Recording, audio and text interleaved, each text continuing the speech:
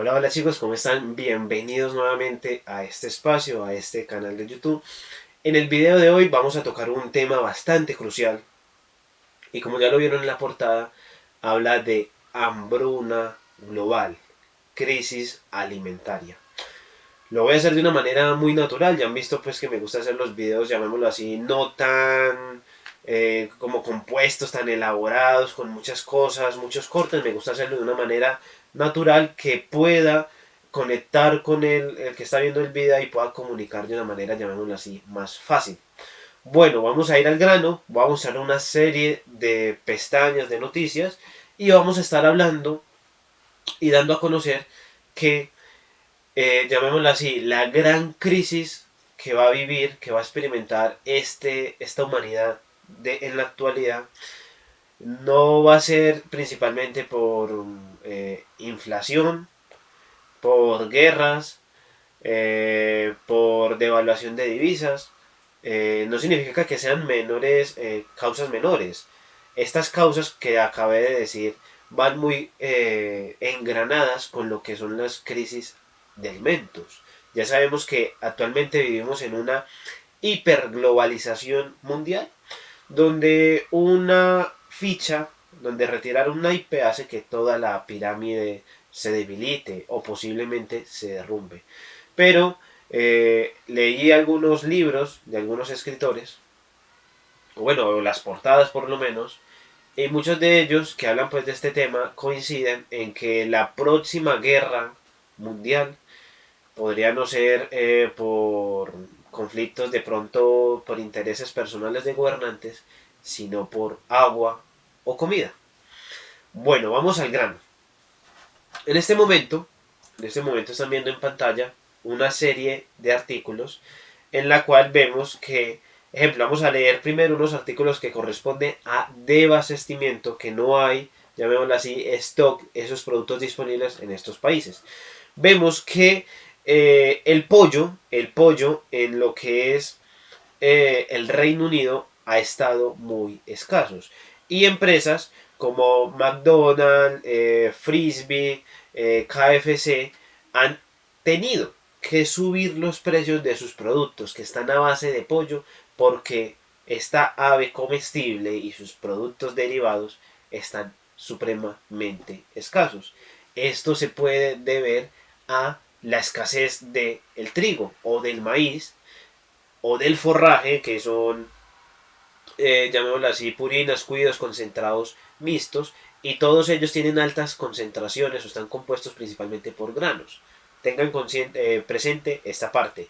Puede ser por falta de maíz. Si no hay maíz, las granjas productoras de aves como la gallina no pueden producir las cuotas de tonelajes que están acostumbradas y suplir la demanda.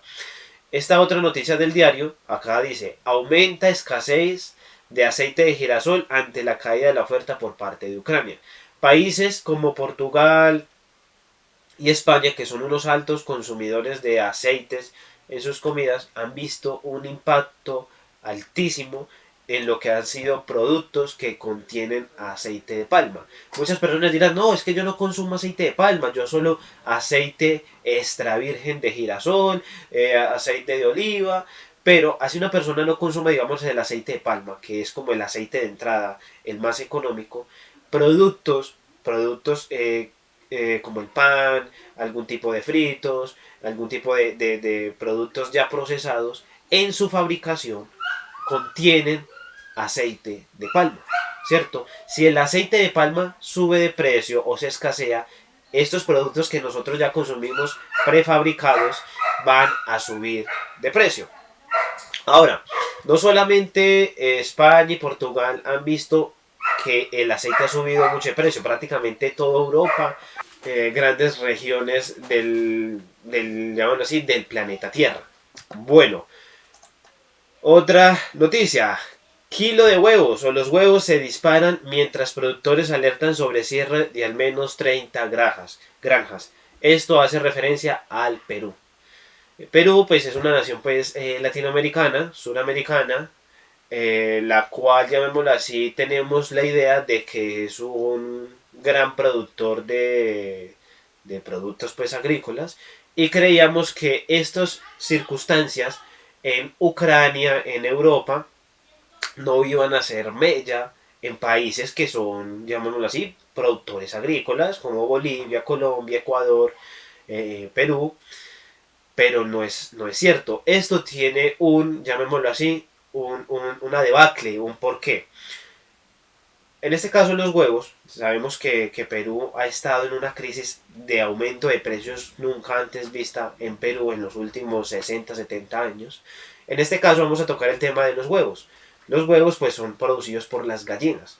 Para tener gallinas hay que alimentarlas. ¿Con qué? Principalmente con maíz.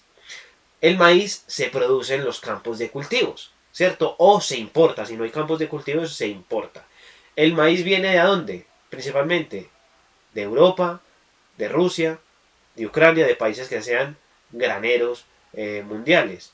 Y si se produce, llamémoslo así, internamente en campos agrícolas, para que el maíz pueda florecer, pueda tener una buena producción, hay que echarle, ¿qué? Hay que colocarle abonos, fertilizantes. Ahora, los fertilizantes también tienen un problema. Ahora, miramos acá en esta otra noticia, dice, Indonesia suspende exportaciones de aceite de palma. Coincide con la subida de precios. Indonesia es el mayor productor de aceite y derivados de aceites, aceite de canola, otros tipos de aceites, y produce y exporta o produce el 35% del aceite y derivados comestibles a nivel mundial, el 35%. Indonesia, al ver que los insumos agrícolas para poder producir su aceite no llegaban, no eran muy caros o no había disponibles, pues lo que hicieron fue, no vamos a exportar ni una gota más de aceite porque necesitamos suplir la necesidad interna de nuestros propios habitantes, que son como 200 millones, antes de beneficiar, llamémoslo así, o suplir la demanda de otras personas en otros países. Entonces, un 35% de la producción o de exportación se corta de un día para otro, es una gran crisis. Y un litro de aceite que valía 2 euros, al otro día o a la otra semana puede valer un 50% más, 3 euros. En fin, o pesos colombianos, puede subir un 50, 60, 100% más en poco tiempo. Otra noticia, la India restringe las exportaciones de trigo para asegurar el consumo interno. La India está haciendo lo mismo que Indonesia, pero no con el aceite, sino con el trigo. La India también es uno de los mayores productores de trigo después de Ucrania y después de Rusia, y al ver que el problema geopolítico que está pasando en estas dos naciones en Europa está agravando la circunstancia y los precios se han subido, y otros países del Oriente Medio, países africanos, Sri Lanka, al ver que ya no pueden importar más productos de Rusia, pues van y se comunican con la India, le dicen, queremos comprarle trigo a ustedes, pero esta demanda sobrepasa la oferta que ellos tenían pues disponible. Y al ver que de pronto los productores y las empresas privadas agrícolas están seducidas por los precios altos, al ver que están vendiendo el stock nacional, pues prohíben. Y absolutamente ningún tipo de empresa puede vender ningún grano de trigo al exterior. Con lo mismo, con tal de que la población interna tenga este grano asegurado. Esto pues ha hecho que, ejemplo, este artículo que es acá en Colombia, esto es una globalización entera, dice que el precio de los alimentos están disparados en un 26.3% en el último año. Colombia ha sido por excelencia una de las naciones agrícolas, ha tenido muchas debacles en los últimos años. Antes Colombia producía trigo, ya no lo produce. La producción de maíz ha bajado mucho, incluso Colombia importa maíz. Antes Colombia producía sus propios abonos por allá en el 2003 con, por ejemplo, una empresa que se llamaba Monómeros de Colombia, pero por diferentes intereses de políticos de la época pues la vendieron. En fin, todos estos malos manejos han hecho que sea una bola de nieve que venía creciendo, y con estos sucesos de la pandemia en el 2020 y con la guerra en febrero del 2022 han hecho que la bola crezca aún más, pero la bola ya venía. Si una persona dice que estamos así por la guerra o por el COVID, está diciendo mentiras. Que se haya aumentado, sí, pero ya veníamos en un camino que hoy iba a tener esta consecuencia. Ejemplo, en el 2000, acá les voy a mostrar una gráfica para hacer una comparación. En el 2012, hace unos 10 años, en Colombia, el salario mínimo era de unos 500, 600 mil pesos. Estamos hablando de un 50, de un 40 o 50% menos de la actualidad, que es 1 millón de pesos colombianos. En esa época, un huevo lo podíamos conseguir entre 200, 300 pesos.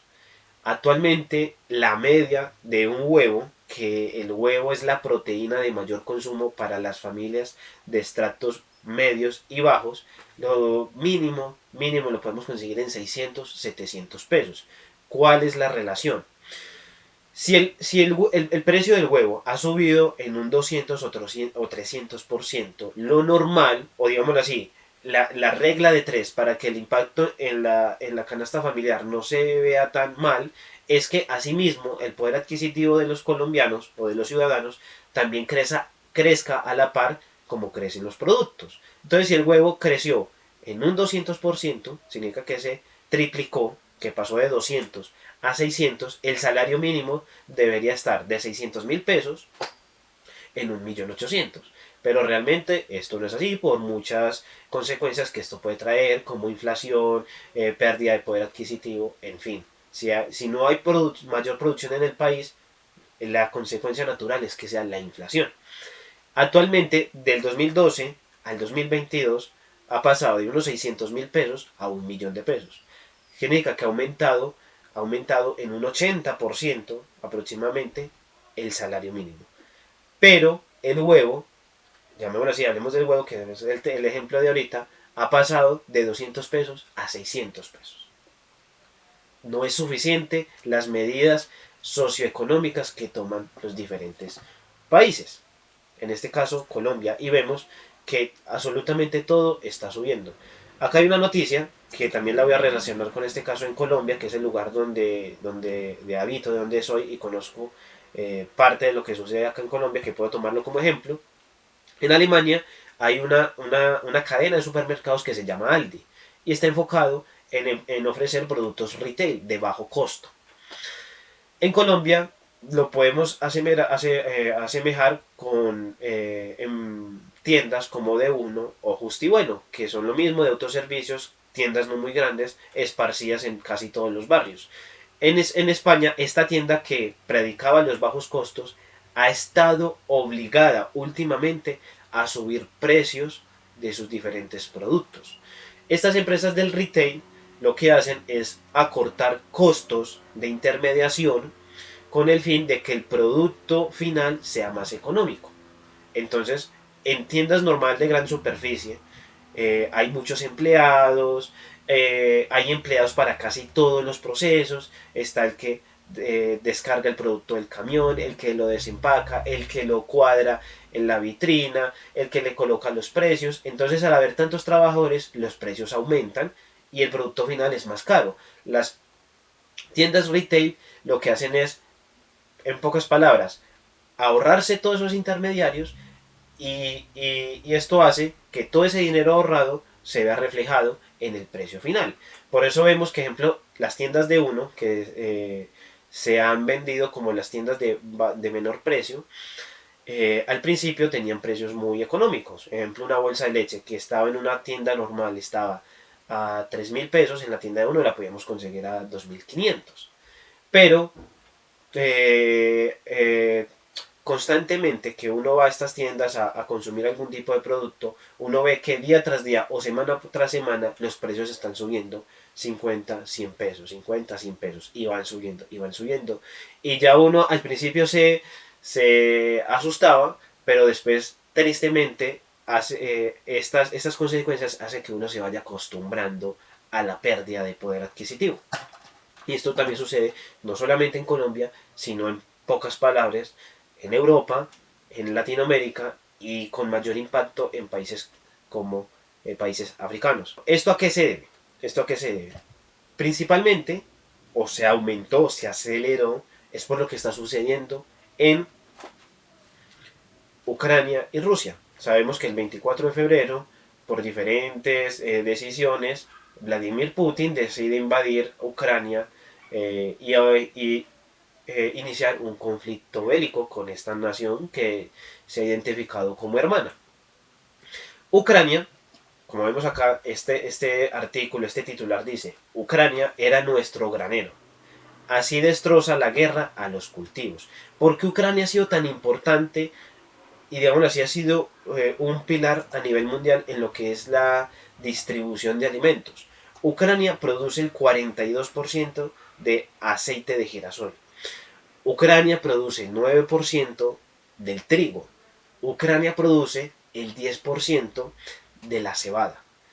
Ucrania produce el 16% del maíz a nivel mundial. ¿Por qué Ucrania, digamos así, es como tan productiva? Porque la mayor parte de la zona de territorio oriental de Ucrania son llanuras planas y son suelos muy fértiles conocidas como las tierras negras. Tierras que no necesitan tanta intervención humana para que sean productivas. Ahora, ¿qué pasa?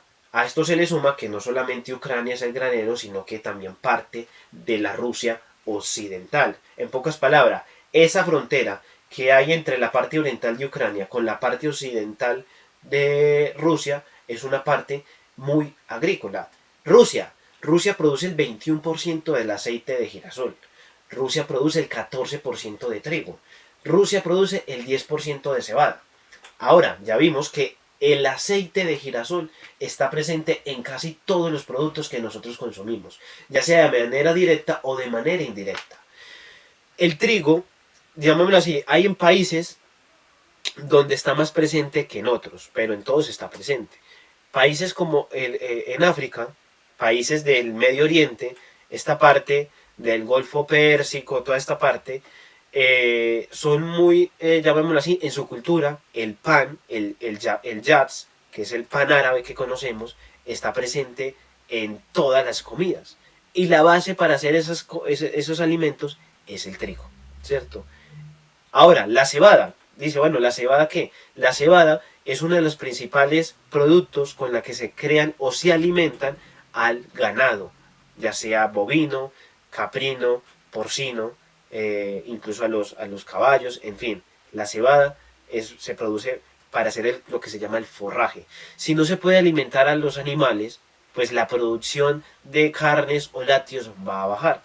Entonces estamos viendo que entre Ucrania y Rusia, los dos producían un 60% de lo que es el aceite de girasol a nivel mundial. Y lo que se ha visto más, llamémoslo así, relevante es el trigo, porque ha impactado mucho a lo que es África. Entre los dos están produciendo aproximadamente el 25% del trigo a nivel mundial. Bueno, ahora, vemos acá que hay un porqué. No es que ya Ucrania dejó de producir absolutamente todo. Vámonos un momento a lo que es el mapa. Bueno, acá estamos en el mapa y vemos que acá está Ucrania. Como vemos, Ucrania, el mayor medio para el exportar los granos o los diferentes productos es el mar. Los productos a través de barcos, comercio marino, desembarcan ya sea en el mar de Azov, que es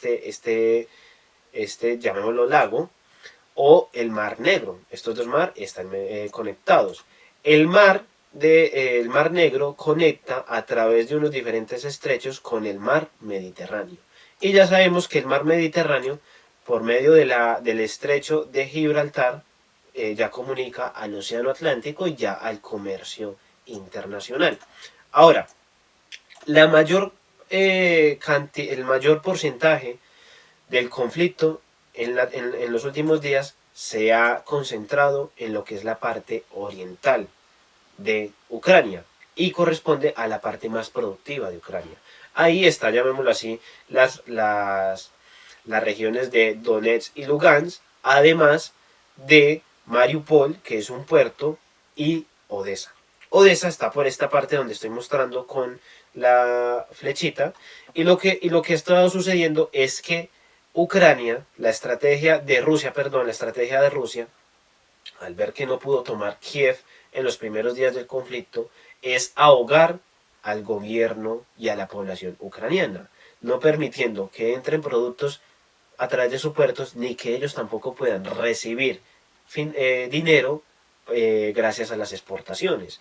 Y lo que están haciendo es que todo este cordón costero de Ucrania lo quieren dominar. Y gran parte de este cordón ya lo tienen dominado y Odessa en la actualidad es la que está sobreviviendo. Al no haber forma de sacar el grano que se está acumulando de los campos que aún no han sido tan afectados, no hay forma de recibir dinero ni de llevar este alimento a los países de afuera. En este artículo vemos cómo 25 millones de toneladas de cereales están, eh, llamémoslo así, represadas, bloqueadas en los graneros. No hay forma de exportarla. Esto hace que con el tiempo estas millones y millones de toneladas de cereales, trigo, cebada, maíz, se vaya perdiendo, se vaya pudriendo. Y es comida que no puede llegar a su destino final.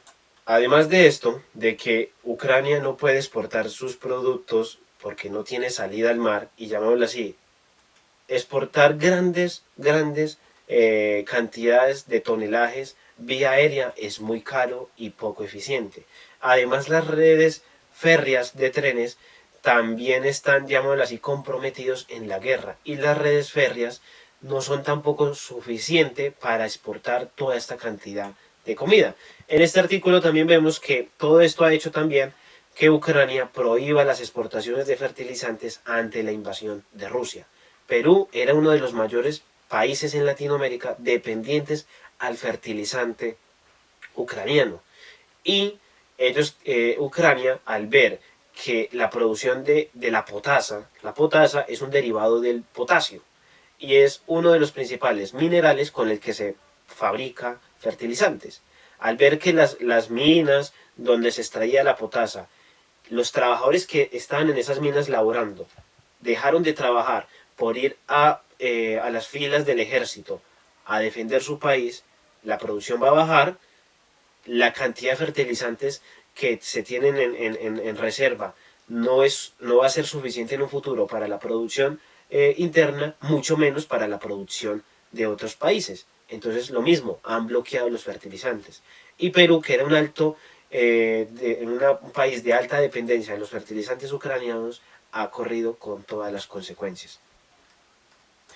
En, este, en, este, en esta gráfica vemos que la soja, lo que tocamos en el tema de los huevos, de la carne de pollo, de la leche en Estados Unidos, en algunas ciudades hay crisis de alimentos lácteos, ya sea ejemplo quesos, leches en polvos para los niños. Todo esto, todo lo que tenga que ver con productos de procedencia animal está relacionado a lo que es la soja. Brasil es el mayor país que fabrica soja. El segundo es Estados Unidos, Argentina, China, India, y no vemos a Rusia y Ucrania en unos puestos mucho más abajo. Brasil ha querido exportar toda esa cantidad de soja que produce a los países que la necesitan. Pero hay otro pero. Hay una crisis de distribución, de cadena de suministros. Los combustibles han subido demasiado de precios, porque hay una guerra de sanciones a la producción de petróleo de Rusia. Rusia está entre los 3 países de mayor producción a nivel mundial de combustibles fósiles.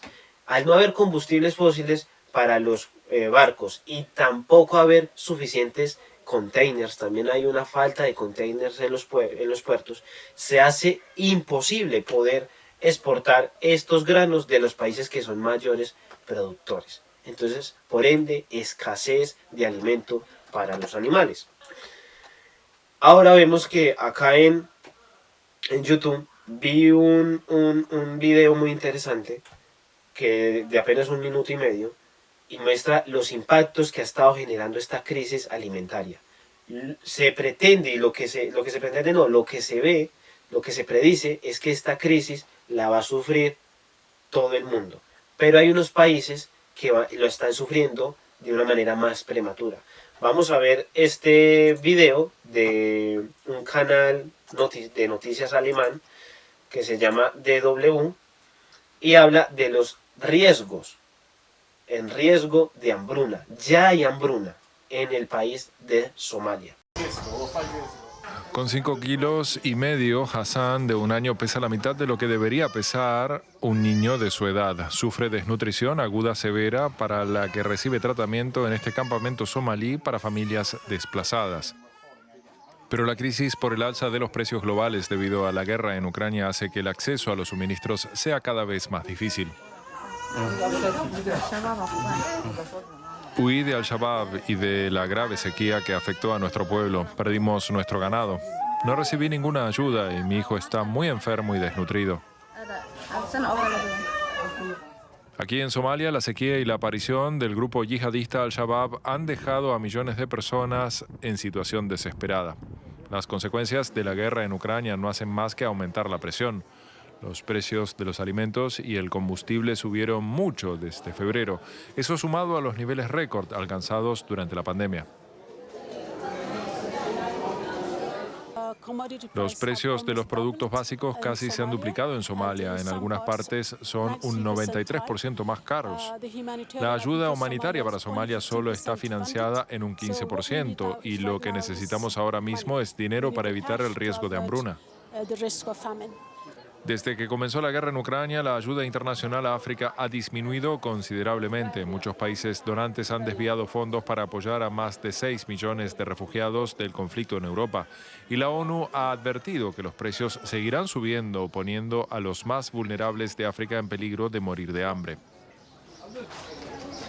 Analicemos un momento lo que acabamos de ver en el video. Nos habla de Somalia como primer ejemplo. Vamos a ir un momentico al mapa, a Google Maps, y vamos a usar este mapa, y acá vemos que Somalia es este país que está situado en esta parte. Somalia pertenece a la región conocida como el Cuerno de África. Se nombra así Cuerno de África porque vemos que tiene una forma como de un cuerno, como de una vaca, como de un buey. Bueno, el Cuerno de África está compuesto principalmente por 4 países: Somalia, Eritrea, Djibouti y Etiopía. Esta región del todo África es la región que más crisis alimentaria está sufriendo. Hay un artículo acá en el Universo de que habla de que 16 millones de personas en el Cuerno de África están en alimentaria amenazada, crisis alimentaria para 16 millones de personas en el Cuerno de África. Y ya vimos en el video de niños pesando la mitad de lo que deberían de pesar. Entonces, ¿a qué se debe esto? Obvio, son muchas circunstancias. El Cuerno de África se ha caracterizado porque es una región de mucha inestabilidad política, de pocas ayudas. Los dineros que se envían como ayuda, como regalos, llamémoslo así, o donaciones, por la inestabilidad política, por la corrupción, muy poquito es lo que llega. Además de que esta región está afectada por los vientos monzónicos. Los vientos provienen y vienen del occidente al oriente. Estos vientos llevan lo que es la lluvia y la humedad, pero el problema es la ubicación del Cuerno de África. Estos vientos monzónicos pasan por una línea que se llama la línea del Sahel, y es un cordón que divide la línea, llamémosla así, productiva, esta franja verde, con el desierto del Sáhara. Este cordón del Sahel, todos los vientos monzónicos pasan por este cordón, y cuando los vientos finalizan y llegan al Cuerno de África, toda la humedad ya se perdió, o la mayoría de la humedad ya ha sido absorbida por los principales países desérticos, como Mauritania, Nigeria, Chad, Mali, Burkina Faso. Entonces estos vientos que vienen con humedad, o pretendían venir con humedad para, para los campos, llegan desérticos y por eso vemos que hay como una irregularidad en estos terrenos. Vemos que Etiopía es verde en su parte occidental, pero en su parte oriental es gris, desértica. Y Somalia, la mayor parte de Somalia, Eritrea, Djibouti, son muy desérticas. Y estos terrenos tan áridos, donde no se produce casi nada, además de la inestabilidad política, guerrillas, todas las guerrillas que usted quiera, guerrillas que se levantan en contra del gobierno, entonces otra guerrilla se levanta en contra de esa guerrilla, otro grupo insurgente, entonces hay mucha violencia y esto hace que haya otra consecuencia. Cuando en un país hay escasez de alimentos, alta violencia, inestabilidad política, digámoslo así, la consecuencia final es que los habitantes de este país decidan migrar, irse a otros lados para buscar una vida, llamémoslo así, mejor. La migración hace que estos habitantes lleguen masivamente a otros países que posiblemente estén bien o estén estables, y la gran cantidad de emigrantes de un día para otro hace que la inestabilidad, que la estabilidad dentro del país se vuelva inestable. Vimos acá en Colombia, por ejemplo, con la alta migración de la población venezolana en el 2015, alta migración de Ucrania a Polonia, que en cuestión de unos poquitas semanas, más de 5 ucranianos salieron de su país, en fin. Otra cosa, otro problema, es que un porcentaje, se dice que aproximadamente entre el 25 al 40% del suelo productivo de Ucrania ya dejó de estar produciendo. Porque ¿cómo van a trabajar los poquitos agricultores que quedan siendo bombardeados? No se puede trabajar. Y además de esto, Ucrania, al ser un país de alto productividad, ha invertido también en lo que es maquinaria para trabajar en el campo, como los tractores de la marca John Deere. John Deere es uno de las fabricantes más importantes de maquinaria agrícola, y la maquinaria agrícola de este fabricante es de tan alta tecnología que ya el software ya no son máquinas antiguas que era todo mecánico, sino que tienen tanta tecnología que proviene de software, y el software está ligado a los microchips. Y los microchips, todos estos compuestos electrónicos, también hay una debacle por cierres en Shanghái, en Taiwán, diferentes conflictos y problemas en países tecnológicos de Asia. Además de esto, los rusos han intentado robar estos tractores, y también se dice de robar las cosechas. Entonces, ¿qué pasa? Cuando pase la guerra, muchos de los agrícolas perdieron sus máquinas para trabajar. Al no tener reservas en dinero porque no pudieron trabajar en los últimos meses o años, pues no hay forma fácil de que ellos puedan reemplazar esos tractores por tractores nuevos, al no tener dinero. El país ucraniano tampoco podría subsidiarlos con dinero, con préstamos, porque ellos también han sido impactados. Sabemos que Rusia ha sido salvaguardada por grandísimos préstamos de dinero, creo que ya van por encima de los 30.000 millones de la Unión Europea, de Estados Unidos. Entonces va a haber un problema muy difícil, va a haber un problema bastante grande que Ucrania se recupere a pesar de que la guerra pase.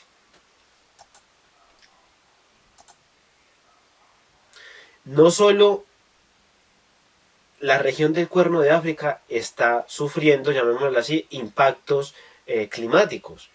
También Estados Unidos, que es uno de los países también de mayor producción agrícola, está sufriendo unos altos cambios climáticos drásticos.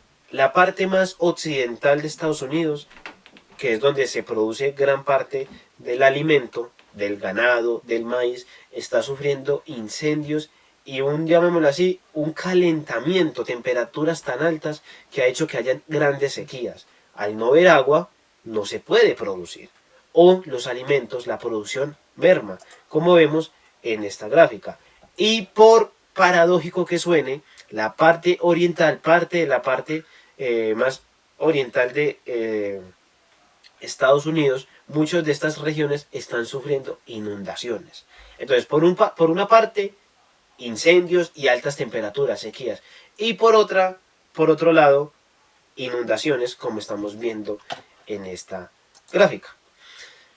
Una de las últimas, llamémoslo así, gráficas que les quería traer es esta, de este reporte que se los voy a dejar acá en la descripción, y vemos la alta dependencia que tenía el mundo a Rusia y Ucrania en cuestión de alimentos. Rusia y Ucrania, entre los dos, producían el 14% del maíz que se consume a nivel mundial. Entre Rusia y Ucrania se producía el 16% de lo que es la colza, o lo que conocemos como la canola. La canola, también a través de la canola se producen otros aceites y otros derivados alternativos a la mantequilla, que son procedentes de los animales. La cebada, también es altamente producida por Rusia y Ucrania, llevando a un 23%. El trigo también es altamente producido por ellos, llegando a un 27%. Y acá sí fue donde hay una gran dependencia, y es no solamente en aceites o combustibles químicos para los carros y los tractores, sino también en aceites comestibles provenientes del girasol, hasta un 53%. Más en la parte más inferior vemos la alta dependencia que tenían muchos países a lo que es la producción agrícola de Rusia y Ucrania. Vemos que el 22%, Turquía dependía en un 22% de la producción agrícola de Rusia, proveniente de Rusia, y en un 3% a Ucrania. Vemos que Turquía estaba más inclinada a Rusia.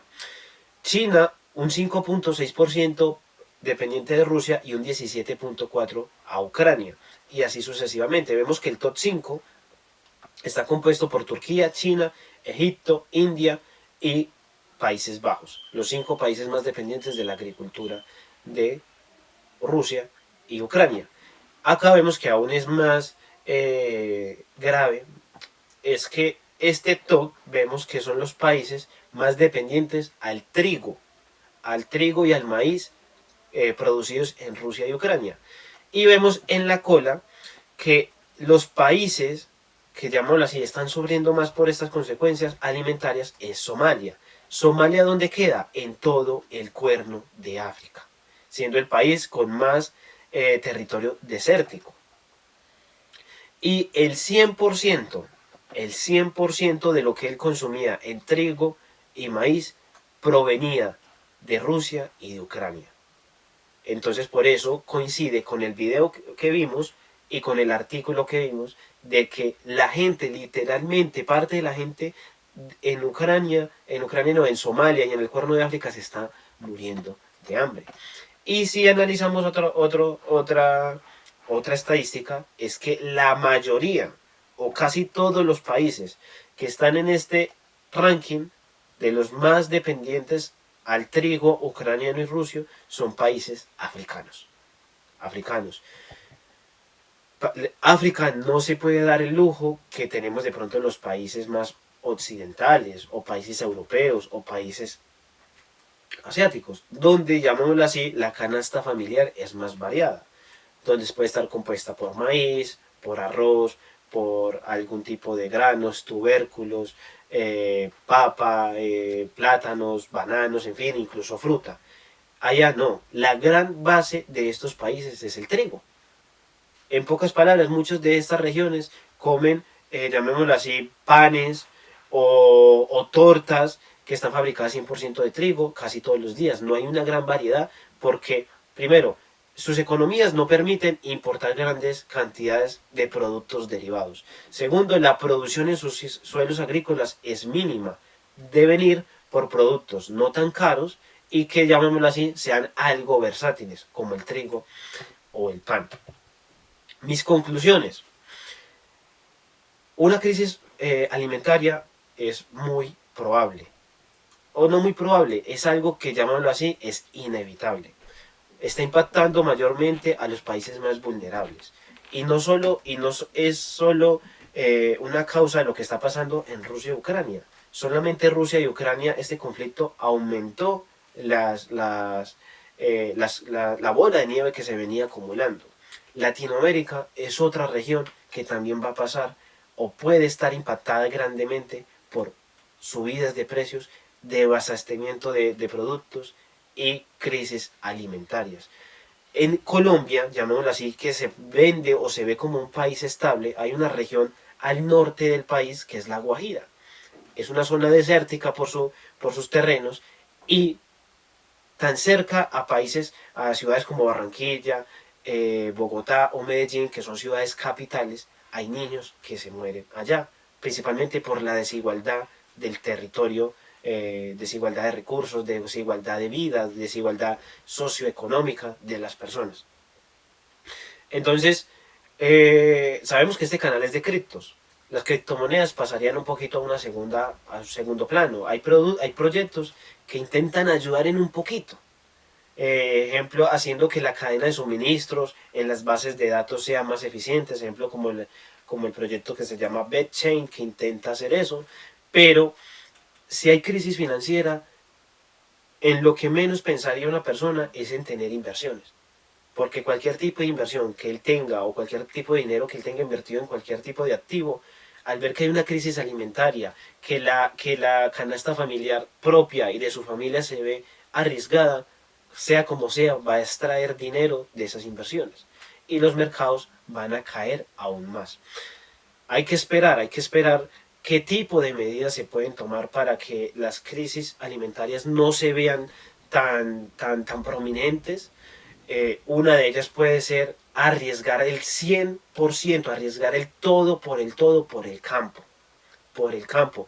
No verlo como una, una medida secundaria, que yo voy a aportar el 2-3% del PIB para el campo, sino que hay que apoyar, hay que apostar todo por el campo para que esto se mitigue, o los países que tengan, llamémoslo así, el privilegio de tener tierras fértiles puedan blindarse un poco y por lo menos sustentar el consumo interno de los pobladores.